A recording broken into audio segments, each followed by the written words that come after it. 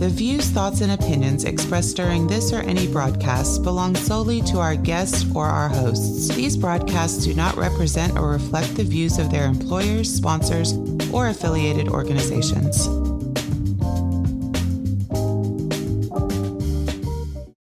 Welcome to the Flipboard EDU podcast with your host, William Jeffrey, where we collaborate, communicate, and educate with the greatest educators in the world on Flipboard. Let's start the show.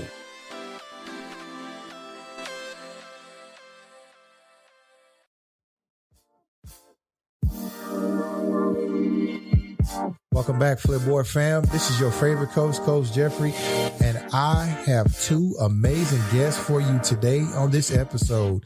We will talk about starting a student-led podcast using the amazing app Soundtrap in conjunction with Flipboard. In my eyes, this is a match made in heaven. I invited Mr. Randy Marble and Jennifer Kincannon to detail how we will enlist our students to record our community's first ever podcast. Jennifer has been an English teacher for 7 years and has worked in education for 13 years.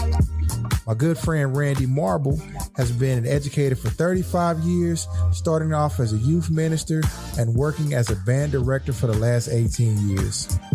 We will discuss tools that we will be using like Soundtrap and Flipboard to enhance the teaching and learning in the 21st century and to boost our students' engagement in this COVID era. What's even more exciting about this venture is that we'll be working with motivated colleagues to empower our students to hone in their skills in one of America's fastest growing industries. So without further ado, let's collaborate, communicate, and educate with the best educators in the world right here on Flipboard EDU Podcast. Welcome back, Flipboard fam. This is your favorite coach, Coach Jeffrey, and I'm here with two amazing guests. I'm lucky enough to call them co-workers. I would like to introduce to you Miss Jennifer Kincannon and Mr. Randy Marble. Hello. Hey. Yeah, you definitely got to do better than that. So, Jennifer, Miss Jennifer Kincannon, can you tell us a little bit about yourself? Yes, I am an English teacher and I teach journalism. I teach journalism 1 and I teach advanced journalism. I'm a mom of 3. I live in a small town south of Houston. I really enjoy teaching kids about the media. Thank you so much. And I also would like to introduce Mr. Randy Marble. Randy, can you tell us a little bit about yourself, sir? Sure thing. I'm the director of bands here at Columbia, Missouri ISD. Been here 18 years, teach band and music classes like music theory. And also this year I get to teach an intro to audio-visual class. We have been tasked to put together a podcast, and I couldn't have had two better colleagues to work with. How is podcasting a different avenue for your classroom? Well, I think it gives a good avenue for anybody to receive information that, people who don't like to read, don't want to read things and don't really, can't focus on a video, watching a video. Maybe they're driving, maybe they're working on something different. Podcast is just an audio version of the news. And I think it's good for people who are multitasking and want to get some information. Well, I listen to a lot of podcasts and I find them very informative. And one of the interesting things is there's so many podcasts out there about so many different topics. I feel like depending upon who the person is that's doing the podcast, I mean, there's a lot of interest a lot of information that they can share and a lot of perspective that they can share. And I feel like our students are going to also have a lot to share. And so this is going to be a great opportunity for them to be able to participate in this and maybe get some information out there to some other students that'll help them. And I totally agree with that. On this podcast, we like to look at the 4 C's. That's creativity, communication, critical thinking, and collaboration.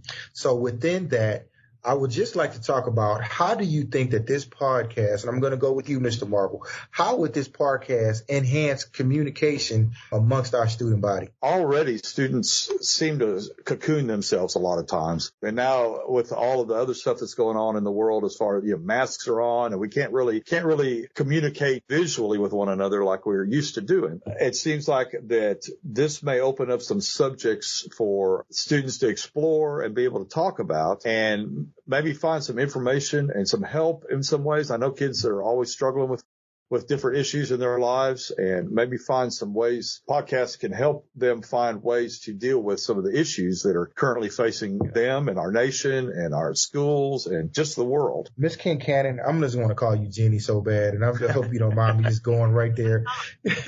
So I'm just going to go, like, how is creativity an important factor in journalism? Creativity actually is not much of a factor in journalism, because a lot of the things that journalists are tasked with reporting, those things really need to be very matter of fact and unbiased and objective. But there are also there's a small window for journalists to be a bit creative with feature articles and editorial articles and things of that sort. And I think that, definitely in the scholastic journalism world, I think it's important that the kids tackle those issues that they know about, that although we may think we know about as adults, we really don't. The world changes so quickly, especially with technology being a factor, that, there's so much that they're dealing with that we don't understand. So those feature items is the chance for creativity. And I think it's, like Mr. Marble mentioned, I think it's great that we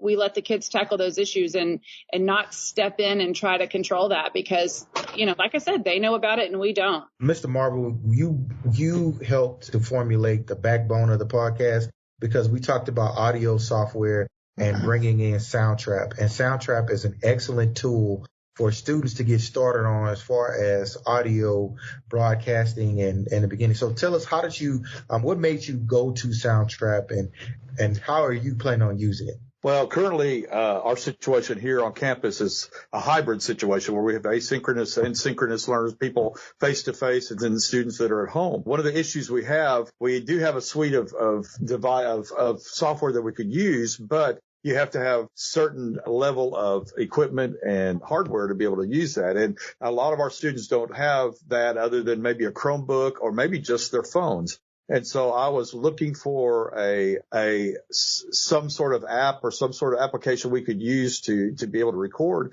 And I've used Soundtrap before, and since it's available on every platform, and it's web-based, available on every platform, it makes it much more feasible for our students to be able to use. As well as, one of the good features about that is they can collaborate with one another in real time so we could put our students together in groups, and they can work on audio together in real time, editing as it needs to be. And there's while it's not a complete set of tools that you might have with Audition or Logic or one of those types of softwares, it has quite a few effects and features that'll work just fine as our students are learning how to podcast. And then we can move on to other software as we get better at using the software. Also, when we can get all of our students together in one place.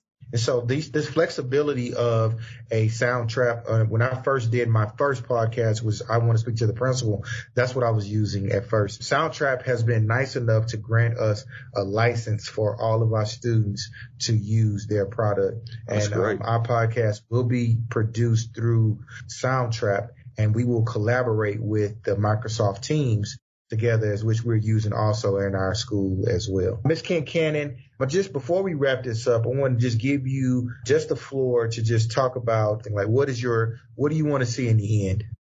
My vision and my goal is for our students to, number one, just learn how to present information about what's most important in their life right now is probably school. So how can you present that to the public in a bright light that shows the positives about what's going on here in our district? We have some really great things going on. I think it's important that our kids learn how to communicate that. And Randy, what outcome do you want to see with this student-led podcast that we're going to help executively produce? They always say that we're training students for jobs that aren't even available yet. And so I'm hoping that I'm approaching this in such a way that I'm hoping that the skills that they learn are transferable and the concepts that they gain, they can use. And then when they go and leave and go into the workplace and somebody says, hey, anybody ever done a podcast before? And that student can go, yeah, I've done one and I know how to use it. And they'll be able to plug right into what the company is that they're working for, what they need. And that'll help them in the future. Cause I think there's so many opportunities for them to expand even just on this concept and this idea of podcasting that'll help them in their future jobs and employment. I would like to thank both of you for just hopping on, and I just want to thank you for being excellent teachers. And I just want to tell you, like, I've been impressed with you guys from day one, the way you handle students, and I couldn't be working with two better people. So I just want to thank you for your service.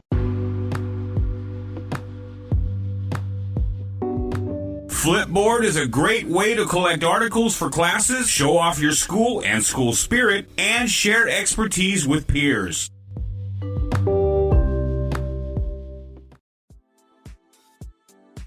really geeked about Soundtrap. You can go to soundtrap.com/edu and start a free trial as a teacher. What's amazing about the free trial is that you get 30 days for free with all the features included with no strings attached. All you gotta do is fill out the information. You can even add your students to it, and the students can join by a join code, or you can put their names in it. It's pretty cool that students can collaborate with it. Students can be creative with it. You can put together a team of students, or you can work with a group of multiple classrooms. It's actually really cool. Also, you can remotely interview people. It's powerful tools for education. It's an amplifier to connect your own microphone or guitar or any type of instrument. It's editing made easy. They have loops and presets. The more the merrier. You invite multiple people to your projects and they can record. It's just a great tool for you to use in your classroom to promote student voice and choice. How we're going to use it in my school is we're going to create a podcast. After we create the podcast, we're going to publish our podcast and then put those links into a Flipboard magazine. Our Flipboard magazines will hold our podcast so that when we send it out to our community will be able to flip through the Flipboard magazine and easily access the podcast online. Soundtrap and Flipboard, match made in heaven. Hope you get a chance to use it. Let me know what you think. Ladies and gentlemen, do you know what time it is? It is time for Flip Tips. Today's Flip Tip is brought to you by Janet Spire and Terry Porter. Terry Porter and Janet Spire do a #FlipEDU chat every Wednesday from 1 Pacific Standard Time to 2 p.m. Join our Twitter chat as we talk about things that are relevant to education. I'd like to send a huge shout out to Terry Porter and Janet Spire. Keep up the great work, ladies.